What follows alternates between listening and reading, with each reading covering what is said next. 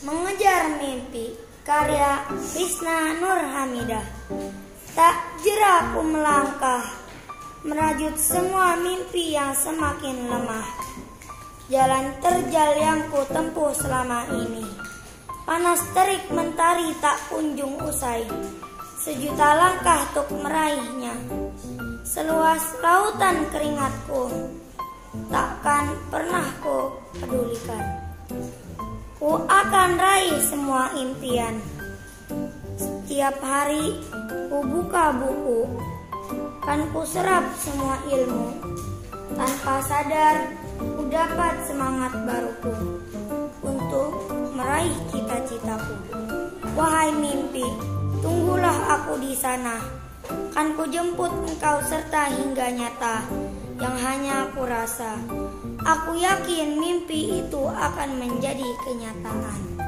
Solih solihah, hutan sebagai habitat dan tempat tinggal hewan setiap harinya mengalami kerusakan.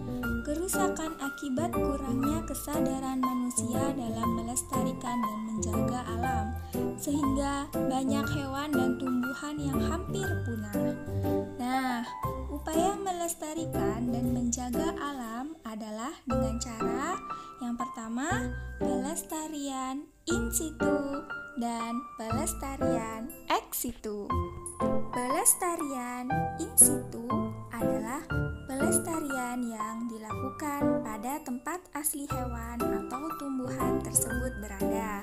Contohnya, cagar alam, suaka marga satwa, dan taman nasional.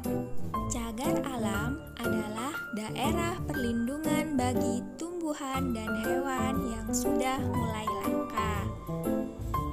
Yang kedua, suaka marga satwa adalah daerah yang melindungi hewan-hewan langka. Yang ketiga, ada taman nasional, adalah kawasan pelestarian alam yang mempunyai ekosistem asli yang digunakan untuk keperluan ilmu pengetahuan. Pelestarian ex situ. Pelestarian ex situ adalah perlindungan hewan dan tumbuhan yang dilakukan di luar habitat asli tetapi kondisinya diupayakan sama dengan habitat aslinya. Contohnya, kebun binatang. Kebun binatang adalah tempat objek penelitian atau objek wisata yang memiliki koleksi hewan dan tumbuhan yang langka ataupun tidak. Contoh yang kedua ada tempat penangkaran, yaitu tempat membudidayakan tanaman dan hewan langka. Ayo mengamati. Masyarakat Indonesia terdiri atas pemeluk agama yang berbeda-beda. Masing-masing umat beragama memerlukan tempat beribadah. Setiap tempat ibadah memiliki bentuk yang khas. Masjid adalah tempat ibadah umat Islam. Nah, kalau yang ini namanya adalah vihara. Vihara adalah tempat ibadahnya umat Buddha. Nah, yang ketiga ada pura. Pura adalah tempat ibadahnya umat Hindu. Kalau yang ini namanya adalah kelenteng. Kelenteng adalah tempat ibadahnya umat Konghucu.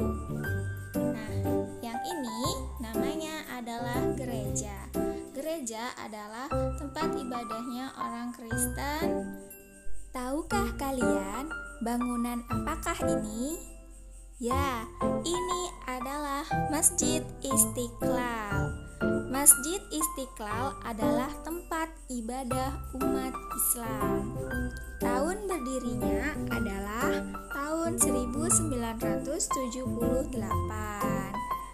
Sejarah singkatnya, Masjid Istiqlal dimulai dari pertemuan penting antara Kiai Haji Wahid Hasyim sebagai Menteri Agama Republik Indonesia dan Anwar Cokroaminoto dari Partai Syarikat Islam untuk membahas pendirian sebuah masjid. Hasil pertemuan itu direspon oleh Presiden Soekarno dan pembangunan pertama dimulai pada 24 Agustus 1961 dengan pendirian tiang pancang. Masjid ini resmi digunakan sebagai tempat ibadah umat muslim pada 22 Februari 1978. Selain memiliki keragaman budaya dan agama, Indonesia juga memiliki keragaman sumber daya alam. Indonesia merupakan salah satu negara di dunia yang kaya akan sumber daya alam.